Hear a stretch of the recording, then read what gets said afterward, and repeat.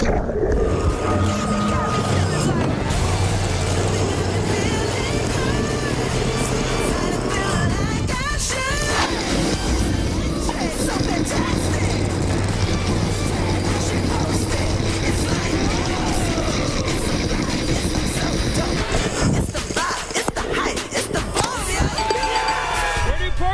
to Toy Trick Shots. Here we go!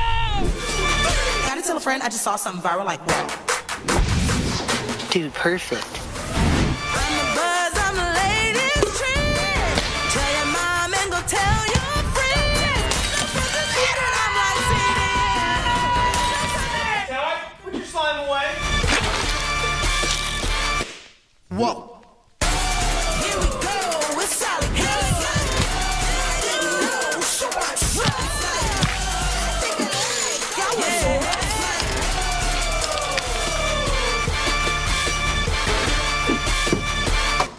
Whoa. Here we go with solid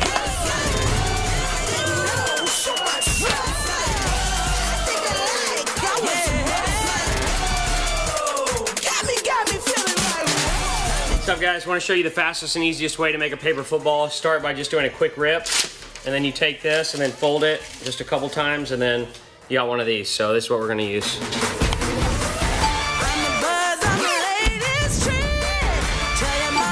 We've done it.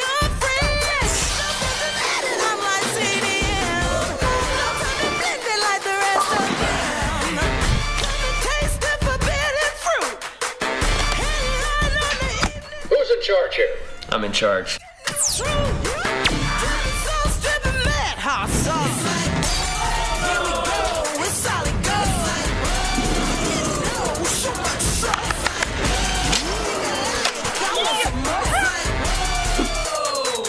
Got me feeling like jumping, got me feeling good. So excited, feeling like I should. It's electric, so fantastic. Hashtag I should post it. It's like it's a fly, it's like so dope. It's the vibe, it's the hype, it's the boss,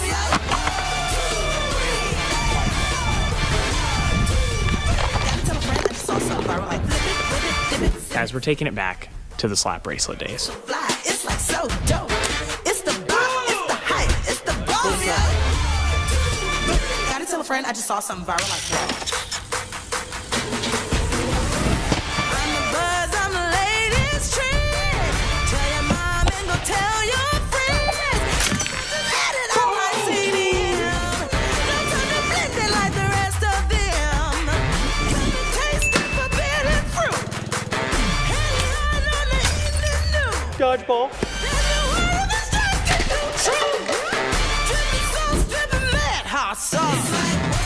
This is a Roblox basket.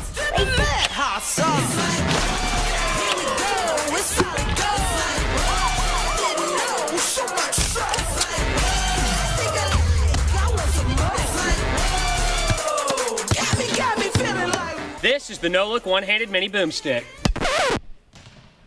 Let's just go with the looker. We're gonna go with the regular. It'll be good though. Get back over here. Whoa. Here we go with solid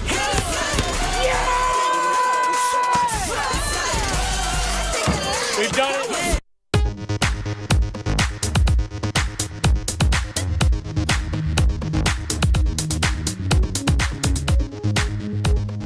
What's up? What's up? What's up? How are you guys doing? Not bad, not bad. Excited you guys are here. If you don't know me, my name is Micah, and welcome to CPSM. For everybody, wave back to the people online back there. What's up? What's up? What's up? What's up? So excited you guys are here with us. Make sure to say hey to us in the chat. We're so thankful you guys are here with us. We have some awesome stuff for you guys today. We are going into week 3 of our series, Awkward. We got a fun game, and we got the impossible shot. It's up to, I think, $45, I'm pretty sure. So next week, it maxes out at 50, okay? So we're getting there. We're getting there. But we got a fun game to play for that. And also, happy Valentine's Day to you guys out there. Some of you might be like, yeah, like Valentine's Day is awesome, you know, because like I get candy and all that stuff, and it's awesome. But some people also might be like, Valentine's Day is whack. Oh.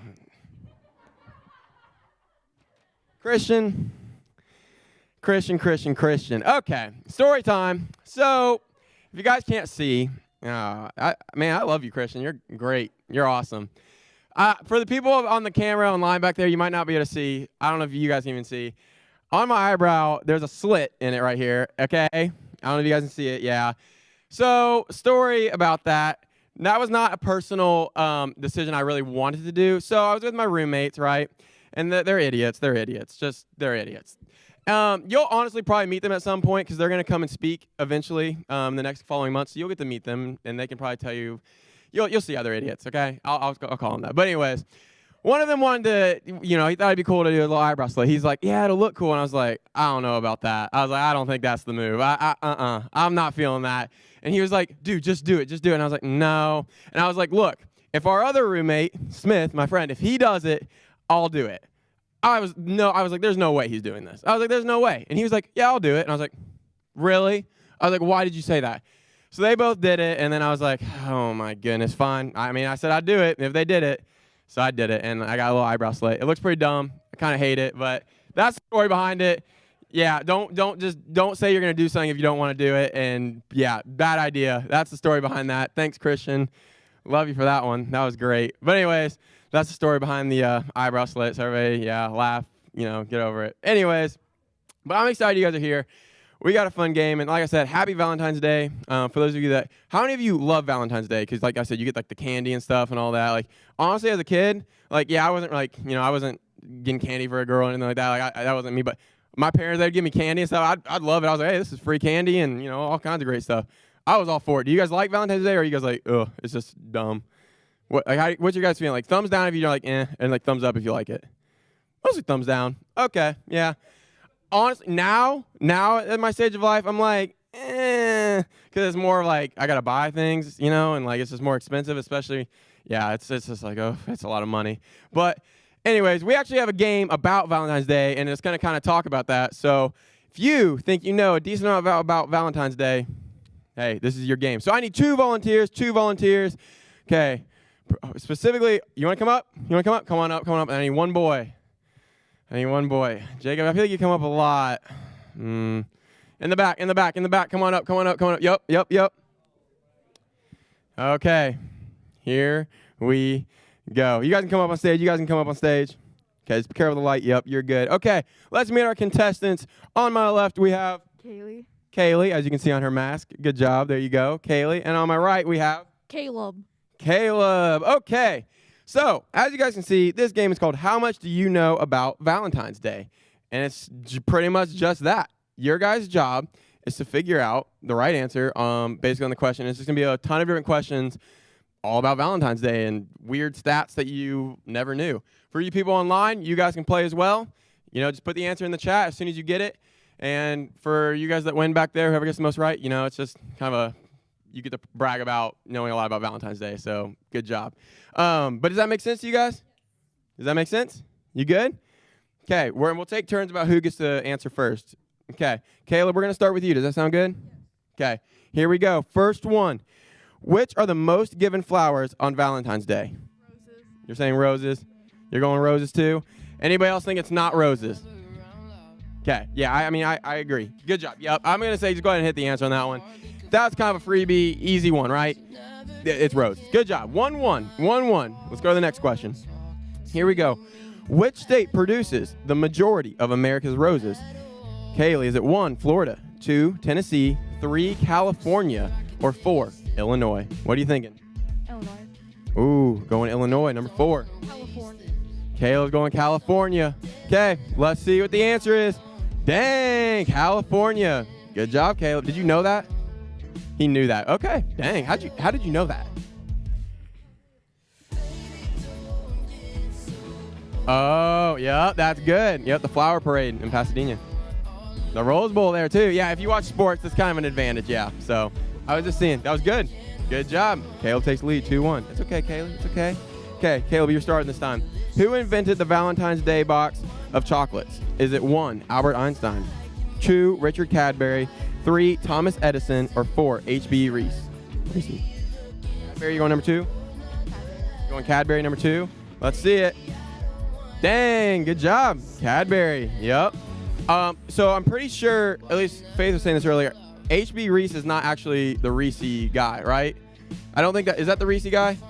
No, so yeah, that's not even the Reese guy who made Reese's. Yeah, he might be, I don't know. But Cadbury, have you guys ever had Cadbury eggs? Yeah, those, I don't know if you've had those things. They're usually for Easter, right? Like little Easter, like chocolate candy, like coated.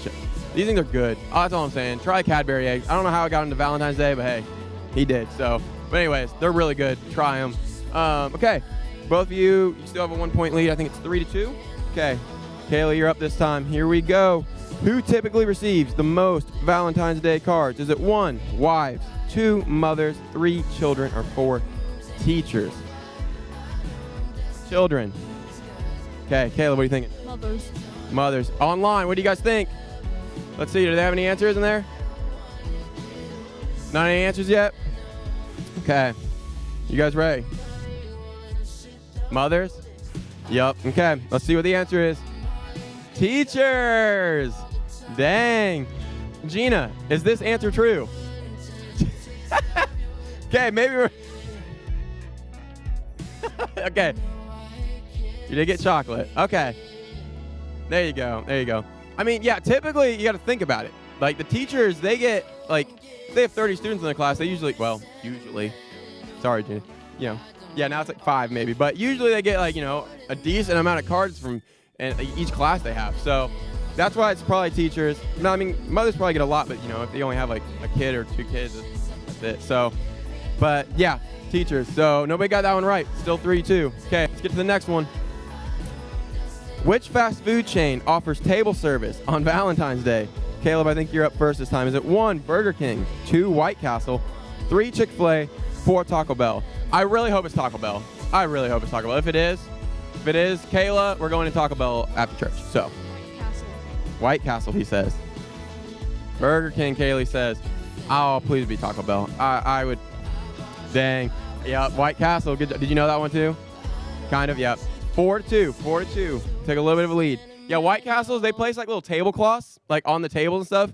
It's really funny and ironic because like White Castle's probably like one of like the greasiest, like grossest. It makes your stomach like upset. It's good. Good food. It's just, well, good food, and yeah, it tastes good, but it's not good for you. That's what I mean by that. Anyways, moving on. What does the O in XOXO stand for? Kaylee, you're up first. Hugs, love, kisses, or fist bumps? Hugs. Okay, what are you thinking? Kisses. Kisses. Ooh, 2 different answers here. Okay, what are you guys thinking? What are you guys thinking? Oh, hugs. Dang. Okay. Okay. Good job. Good job. So you're coming up. You're coming back up. It's 3-4. 3-4. How many do we have left? We have a couple more still? 4? Okay, we're chilling. We're chilling. Still enough time. Caleb, you're up first. In Roman mythology, who is Cupid's mother? Beyonce, Adele, Venus, or Ariana? Venus. Venus. Good job. I'm going to go ahead and just say, go and throw the answer up. Yes, that is correct. I'm not even going to, no. If you guys said Beyonce, Adele, or Ariana, that's bad. That's really bad, guys. They are not Roman mythology, okay? They're not that old. That's currently, okay? So good job for both of you. I'm really glad both of you got that one right. If not, we would have, I don't even know if we could have continued this game. So I hope nobody in the chat back there put anything else because that's rough. Okay, moving on. It's 5-4. Valentine's Day evolved from what ancient Roman festival? Oh, goodness. I have to announce these. Is it number 1, Floralia, 2, Bacchanalia, 3, Valentalia, or 4, Lupercalia? I probably butchered that. I don't even know. This is dumb. Anyways, go ahead, Kaylee. Valentalia. She's going number 3. I'm not saying it again. Valentalia. Number 3. They're both going number 3. Okay, I mean, that's what you would think. Oh, number 4. I actually want an explanation, like why. I don't understand. I want to know, is Valentine even a real word, or they just made that up to trick you? Because I don't know. But anyways, okay, you still have the lead. 5-4, 5-4. Okay, Caleb, you're up first. Let's see. In which of Shakespeare's plays is Valentine's Day mentioned? Is it 1, Othello, 2, Romeo and Juliet, 3, Hamlet, or 4, King Lear? 2, Romeo and Juliet. He's going to the classic, Romeo and Juliet. Okay, what are you thinking, Kaylee? King Lear. King Lear. Okay, switching it up. There's a lot on the line. You could tie it up. Oh, Hamlet. Close. Yeah, I mean, you would think Romeo and Juliet because it's like, love story, classic love story and all this stuff, but nope. Okay, how many more do we have? This is our last one. Okay. Kaylee, you could tie it up. Okay? You could tie it up. Oh, my goodness. Here we go. Last one. How much do Americans spend each year on Valentine's Day? Is it 1, over $1 billion, 2, over $5 billion, 3, over $10 billion, or 4, over $15 billion? Now, Kayla, we're going to start with you because you are in the lead. Yeah, I know what you were going to do. So, Kayla gets to go first. What are you thinking? 5 billion. He says 2, over $5 billion. Kayla, you have a chance. What are you saying? 10 billion. You're saying number 3, over $10 billion. If she gets this right, she ties it up. Let's see what the answer is. Oh, my goodness. Over $15 billion. That is true. But, so technically, yes, that is both right. But they didn't get the correct answer right. Technically. But I get what you guys are saying. Yes, I know. Sorry, Kaylee. Technically, yeah, I get what you're saying. But you still chose the wrong one. So, everybody, give Kaylee a round of applause. Good try. But Caleb is our winner. Good stuff. Cool. So, Caleb, do you know what's next? It is impossible shot time. Here we go. The moment we've all been waiting for, the impossible shot. For $45, wherever you want. If you hit this, where would you get a $45 gift card to? I don't think they make $45 gift cards, but we'll figure that out. Steam. Okay, if you don't know what that is, it's like video game stuff. Yeah. Anyways. Okay, there's your first potato. Get a feel for it? Oh, he's just going for it. Oh, not bad. A little off right. Okay, focus up. Take your time. Breathe. You got this. There you go. Come on, Caleb. Oh, my goodness. For people online that couldn't see that hit the inside of the bucket and bounced out. Okay, just go for it, buddy. You got it. Oh, dang. Give him a round of applause. That was good effort. That was very, very, very close. I'm going to go ahead and say I'm pretty sure that's the closest anybody has been yet. So good job. That was really good. So, hey, that means next week it's maxed out, $50. But, hey, I'm so excited you guys are here. We have some awesome stuff. So really quick, we're going to go into a time of worship. So I would encourage you guys, please stand and check out the screens.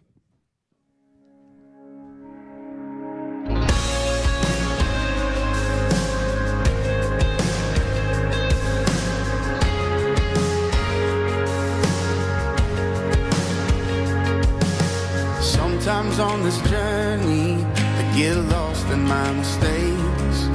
What looks to me like weakness is a canvas for your strength. And my story isn't over, my story's just begun. And failure won't define me, 'cause that's what my Father does. Yeah, failure won't define me, 'cause that's what my Father does. Lay your burdens down. Here in the Father's house. Check your shame at the door, 'cause it ain't welcome anymore.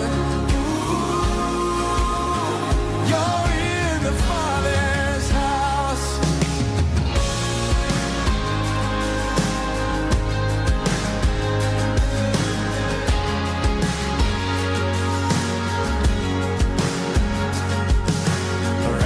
Not the end game, the journey is where you are. You never wanted perfect, you just wanted my heart. And the story isn't over if the story isn't good. And failure's never final when the Father's in the room. And failure's never final when the Father's in the room.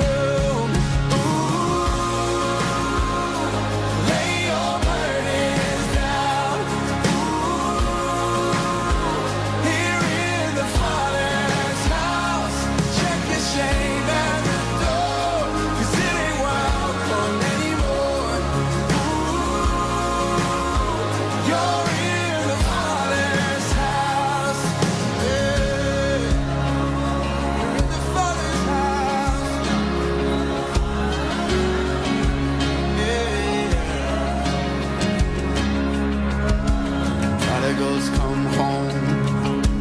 helpless find hope. Love is on the move when the Father's in the room. Prison doors swing wide, the dead come to life. Love is on the move when the Father's in the room. Miracles take place, the cynical find faith, and love is breaking through when the Father's in the room. Jericho walls are breaking, strongholds now are shaking. Love is breaking through when the Father's in the room. Love is breaking through when the Father's in the room. Ooh, lay your burdens down. Ooh, here in the Father's house, check your shame at the door, 'cause it ain't welcome anymore. Ooh, you're in the Father's house. Yeah. Lay your burdens down. Ooh, here in the Father's house, check your shame at the door. Welcome anymore. Ooh, you're in the Father's house. Awesome. All right. Good morning, guys. My name is Michelle, and I am up here because I love to worship, and we'll be worshiping with you all some here in the future. So I love listening to you guys sing. Did you guys hear the words that you were just singing? I think my favorite one is, "You never wanted perfect, you just wanted my heart." Do y'all know that that's true? That the Father doesn't expect us to be perfect, he just wants our hearts. And so we're going to go into a time of communion now. And this is to celebrate the fact that Jesus came and walked this earth and he died. And who wants to tell me, why did he die? Yeah. To forgive us of our sins. Do we all have sins that need forgiven? Big time, right? So if you all have made the personal choice that you believe that Jesus was real and he died for us and our sins are forgiven because of him, there are communion cups in the back you can go grab. We're going to listen to some music. And if you have not made that decision, just take this time to be with God. Like the song said, lay your burdens down. Share with him your heart and your feelings. Anything that you want, just spend time with him.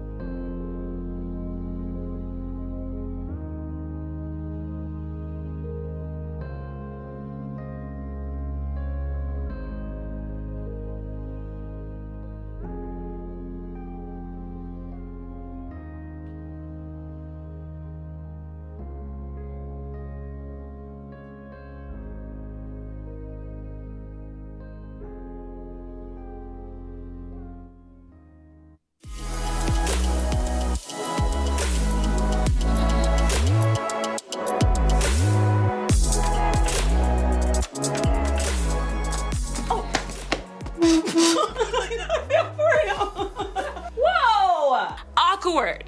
What a cringy word, right? Nobody including myself, likes to feel awkward. And we don't enjoy finding ourselves in those cringy, uncomfortable, and embarrassing moments. But we also know that those moments are just a part of life. And all of a sudden, your parents are asking you questions that are awkwardly personal. Teachers are telling you to stop talking to your crush in front of the entire class.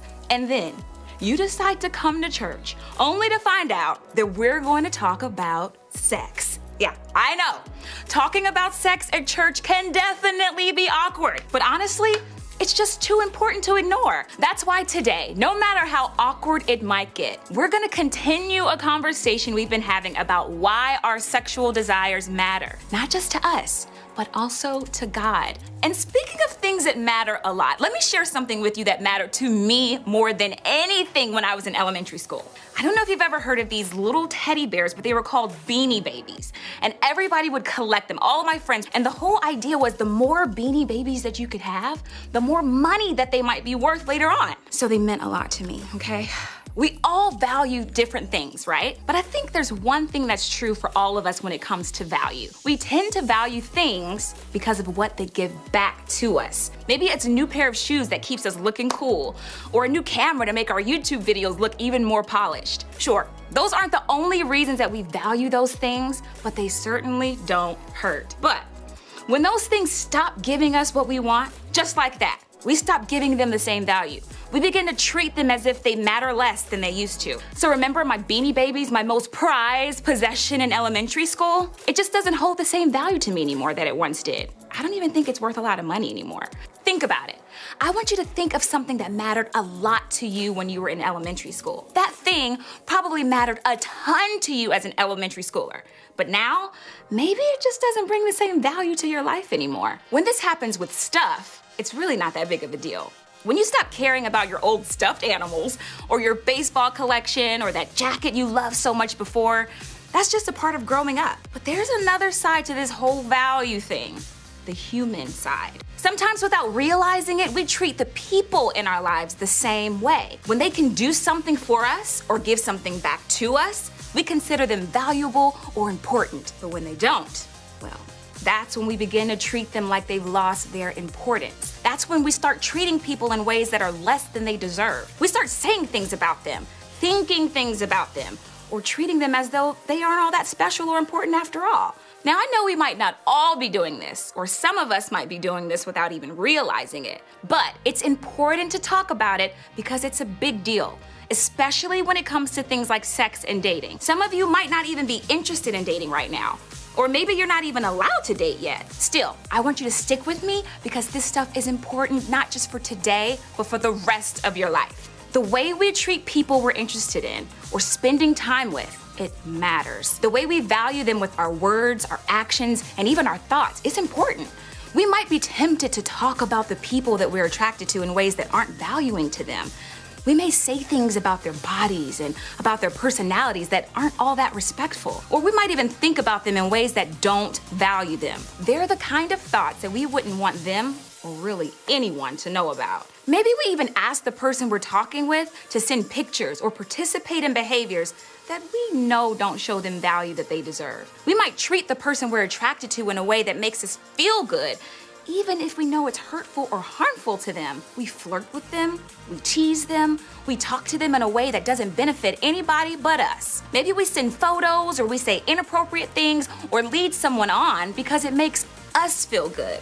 Or maybe we even pressure them into doing something physical that they don't want to do. But at the end of the day, we really don't care about how it makes the other person feel. But no matter how it happens, the truth is this: when we don't treat others like they have value, we wind up treating them like objects instead of people. Objects that might have meant a lot to us when we first started catching feelings or first started talking. Objects that now just don't seem to have the same value unless they're doing something we want them to do. Instead of seeing someone as who they are on the inside first, we might begin to see them simply as a body or a personality meant to give us whatever we want. And the fact that they have their own desires, their own thoughts, emotions, and hearts, well, maybe we just don't seem to notice or care.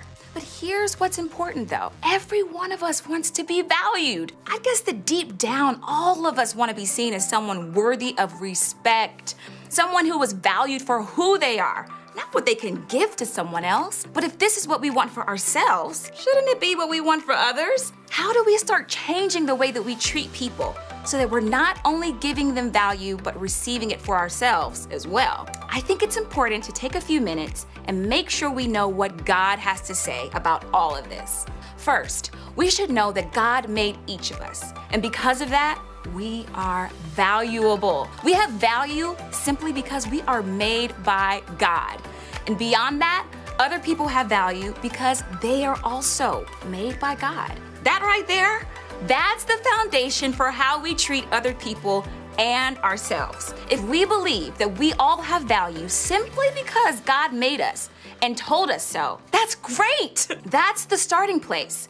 But even Jesus didn't stop there. See, believing those two ideas is important, but the way that we treat other people because these ideas are true may be even more important. Thankfully, Jesus gave us a clear picture of how to treat people like they have value. So, about 2,000 years ago, Jesus was having a conversation with some really smart people. And these were religious leaders and they were lawyers who had started to really dislike Jesus. They thought they were in charge of the ancient Jewish people, that the people were supposed to listen to them, follow their rules, and obey God's laws like they did. But then, Jesus came along and started teaching the way to really follow the laws that God had given to his people. Jesus obeyed all of God's laws, but he did so in a way that was full of love. And those religious leaders, they didn't like it.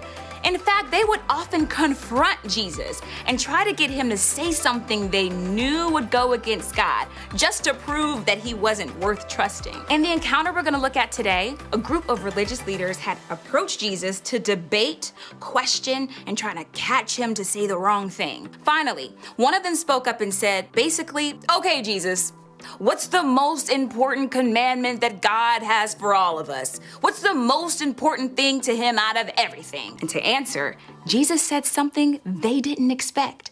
Something I think can help change the way we treat everyone. And you must love the Lord your God with all your heart, all your soul, all your mind, and all your strength. The second is equally important. Love your neighbor as yourself. No other commandment is greater than these. Jesus gave an incredible answer here. And it's an answer he gave because I think he wanted it to be clear about what mattered most to God. To love God with all that we are and to treat other people the way that we want to be treated. See, when Jesus used the word neighbor, he wasn't just talking about our literal next door neighbor. He was actually referring to every other person around us. We share this planet with about 8 billion other people. And God wants us to know that he cares deeply about the way we treat every single one of them. In other words, God cares about the way we value other people. If we want to follow God's greatest command, we have to start with value, not just for ourselves, but with others too. And this applies to sex and sexual desires. We have to start caring and practicing sexual integrity. Remember, sexual integrity is choosing to respond to sexual things we feel, think, and desire in a way that respects ourselves, others, and God. So, we have to choose to love and respect ourselves first. Maybe that means saying no when we're asked to do something that we don't feel comfortable with, or deciding not to watch that movie or look at that picture we know is inappropriate. Whatever that looks like for each of us, we have to start treating ourselves like we have the value God says we do. And then we can do the same for others. We can stop using language that doesn't respect the other person. We can stop pressuring them into behaviors they aren't comfortable with. We can stop talking about them in a way that doesn't value them when they're not around. And we can treat other people with value because we know it's important to God. And if we want to honor him or treat him with the respect that he deserves, we should live like this matters, because how you treat others and yourself matters to God. So, what does this look like once we're back at school, or joking with our friends, or running around at practice, or alone with our crush? when we're tempted to make jokes or participate in behaviors or treat someone else in a certain way just to get what we want in return. Well, the next time we find ourselves in that position, we can ask ourselves a couple of questions. First, what would it look like for me to treat this person in a way that honors God? Maybe instead of joking about their body, you should be the person who speaks up to stop it. Or instead of allowing your mind to wander in directions that aren't honoring another person, you should remember that God made them to be loved, not used. Or instead of flirting just to make yourself feel good, you should take the time to think about what the other person is feeling and make sure they know that their thoughts and feelings really matter to you. Or maybe it's choosing to stop crossing boundaries because you know they aren't best for you or the other person. Whatever it might be for you, don't go another week without working to treat people in the way that honors God. Second, do I believe that I have value to God, others, and myself? Now, for some of us, before we can treat others like they have value, we have to first believe that we deserve to be treated well ourselves. See, if you don't respect yourself and your body, it's gonna be hard to value others or to know what it means to be valued by others. So if you aren't sure that you would confidently say yes to every part of this question, I wanna challenge you to tell someone that. Tell your group leader, a parent, or another trusted adult that you need help discovering some of your own God-given value. This might be the most important step you make to begin living a life where you know you have value and can treat others like they have value too. Now, let me close by speaking to some of you who may be struggling with this. You may feel like you don't have value because of the way someone else has treated you. You've had boundaries crossed and things that happened to you that you didn't ask for or approve of. Maybe you've been hurt or abused or worse. And because of that, you're struggling to see how anyone could value you. Maybe you're even struggling to value yourself. If that's you, please know this. You have value. And what happened to you doesn't take that away. Your group leader would be a great person to start a conversation with about this very thing this week. They love you, they value you, and they want you to find the help that you need. Remember, how you treat others and yourself matters to God. When we learn to love, value, and respect ourselves, we'll do the same for others. And your group is a great place to start practicing this. As we move towards group today, I want you to think about the way that you can value other people in your group by listening to them, encouraging them, and keeping your circle a safe space for everyone to share and grow when it comes to things like valuing other people.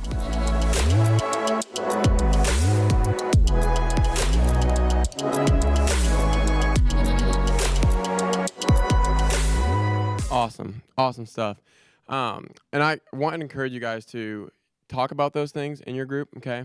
And I get, sometimes a group can be like a little scary at first, and like maybe I don't feel like I can share these things, but that's not true, because I'm here to tell you your group and your leaders are here for you more than you can ever imagine. They are here for you. They want to hear about what's going on, every little thing. And if you feel like you can't say something, I promise that's the doubt, and that's the Satan trying to tell you, don't share this. Keep it to yourself. That's not what God intended.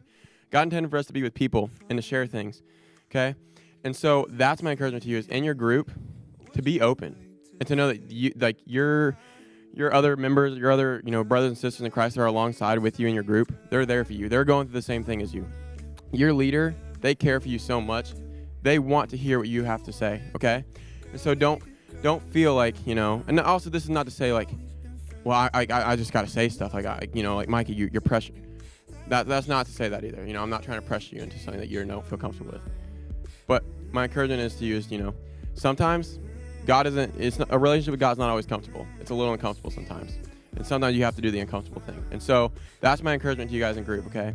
Is, to use this time to be open and to share and trust, that your leaders and that the people in your group, they're there for you and they have your back, because I promise they do. I love you guys. That's about all we have today. You guys have a decent amount of time in group. So I hope you guys have an amazing week, a great time in group. And seriously, love you guys. Have an awesome week. For you guys online, if you need help finding a group, let us know. We'll get you hooked in one. If not, have a great week. Peace. See you guys.